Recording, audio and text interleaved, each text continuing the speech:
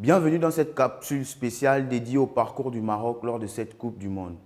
Le Maroc est entré dans le cercle très fermé des équipes africaines ayant atteint les quarts de finale d'une Coupe du Monde. Et si c'était écrit?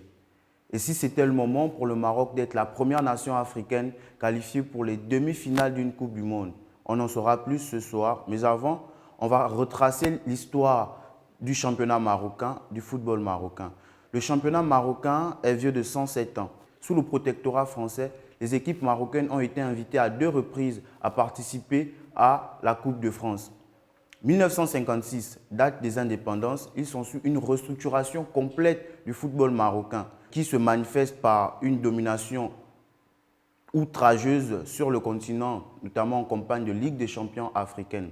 2005, date de l'avènement des droits télé, le Maroc professionnalise son championnat et attire de plus en plus de sponsors, au point où, en 2019, la Fédération internationale de l'histoire et des statistiques a dévoilé sa liste des meilleurs championnats mondiaux. Le Maroc occupe la 27e place mondialement, la première sur le continent africain, tout juste devant la Ligue tunisienne qui occupe la 30e place et la Ligue égyptienne. Cette politique de formation est plausible aujourd'hui car sur les 26 joueurs appelés, 11 joueurs ont été formés localement. Mais seulement 2 aujourd'hui représentent le championnat local. On parle du gardien Taniaouti et du milieu de terrain Jabran. Après sa victoire acquise en 8e de finale face à l'Espagne au tir au but, l'attaquant marocain Sofiane Bouffal s'est livré à la traditionnelle interview d'après-match.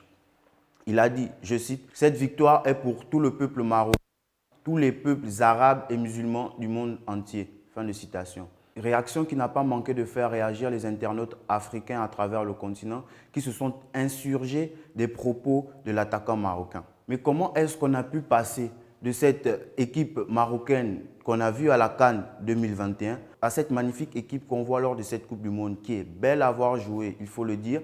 Ça s'explique déjà par un changement d'entraîneur. À moins de 3 mois de la Coupe du Monde, la Fédération marocaine de football a décidé de changer de sélectionneur en démettant de ses fonctions Waïd Alilodik et en mettant Walid Regragui. Qui est Walid Regragui? Walid Regragui est un ancien arrière-droit de l'équipe nationale marocaine, finaliste de la CAN 2004 et vainqueur de la Ligue 2 française avec l'Axé Ajaccio en 2002 sous Roland Courbis. Il met fin à sa carrière de joueur en 2011.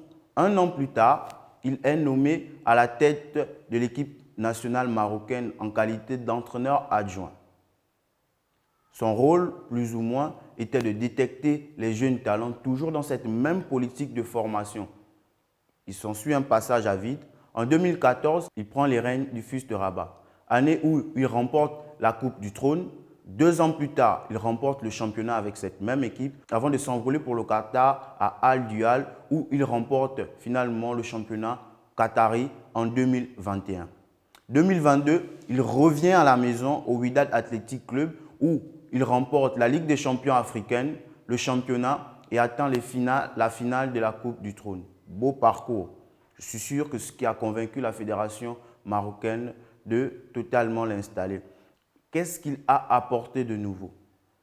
On voit bien que cette équipe, lors de la CAN 2021, oscillait entre un 3-5-2, 4-4-2, 4-1-4-1. À chaque match, Waïd Alilodik n'avait pas d'homme fort, pas d'homme de base.